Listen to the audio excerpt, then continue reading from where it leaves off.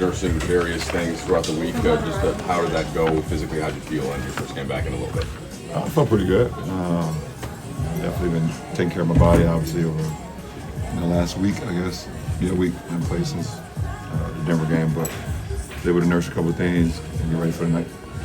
You've always talked about you kind of made your game so that you can apply your skills to whatever is needed on that given team. What have you seen from this team, not just this year, but like this last week, to feel like, okay, when you come back, maybe there's certain parts of your game you focus a little bit more on than others, if that's the case?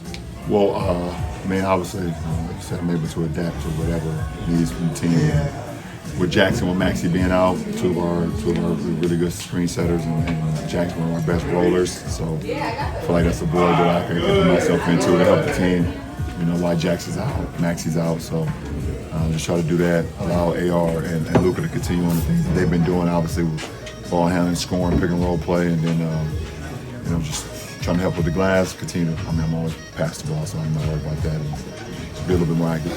JJ termed it sacrifice by you playing this role. Does it feel like sacrifice, or is it kind of catering your game in a way that can benefit others? I mean, benefit others, benefit the team. The team is most important. Everybody's successful when we win. So, yeah, it is a sacrifice. I know what I'm capable of still doing as an individual, but what's important for this team, I'm able to adapt to what's important for this team. That's the only thing that matters, and the win is the only thing that matters. What did you see from watching this team the last two games, especially against New York and Minnesota, where you were like, once I get back out there, I know exactly what I can do? I just think we played good basketball, obviously. I mean, before even tonight, we won the last 6 out of 7. So, well, just the previous 2 games, but we just been playing complementary basketball. Like I said, it's been AR and Luka has been obviously offensively been magical and dynamic. But the rest of the guys, the energy and the effort. DA has been unbelievable as of late. Obviously, M. was out tonight, but Marcus has been great. Everybody's getting an opportunity. Just been playing at a high level. And like you said, that Knick game and Minnesota game was just a bit of it. You guys, you can't win championships or playoff series in the middle of March, but I'm just curious, like, how encouraged are you by some of the habits and the consistency? Yeah, you can build habits, though, like you just said. You can build habits, you can build chemistry, you can build a way how you want to play when it comes to the postseason. So, every game matters, and the way that you approach the game matters, and the details of approaching you every night. Have you seen that focus tick up? Like the every game type of focus? I mean, it's mid-March.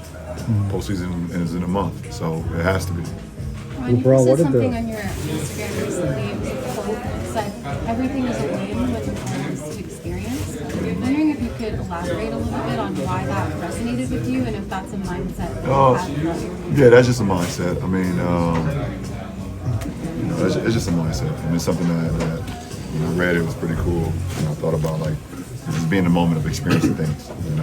Why is that experience, I guess, more important than the tally at the end of the day? Like, what do you personally? It feels like you're someone who's able to sort of live in the moment and focus on the moment at hand. Like, why has that been important to you, I guess, in your career?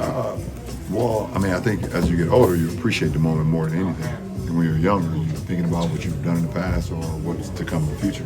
But the only thing that we know for sure that's happening is the moment. So when you get older, you appreciate those things. Having a big family, having my 3 kids, appreciating those moments every time I'm with them, or appreciating the time I spend with my mother and the time with my wife. And so you start to appreciate a little bit more of the moments because you just become older, you become a little bit more wise. So I think that's what it's about. LeBron in the past week. Knowing what you're capable of, did you see Bronny able to go for a run after that game? No, I did not, but I heard about it though. I heard about it. It's on one of my group chats. It's pretty cool. LeBron, the past week, what did the recovery process entail as you're trying to get back? It's the same, even more.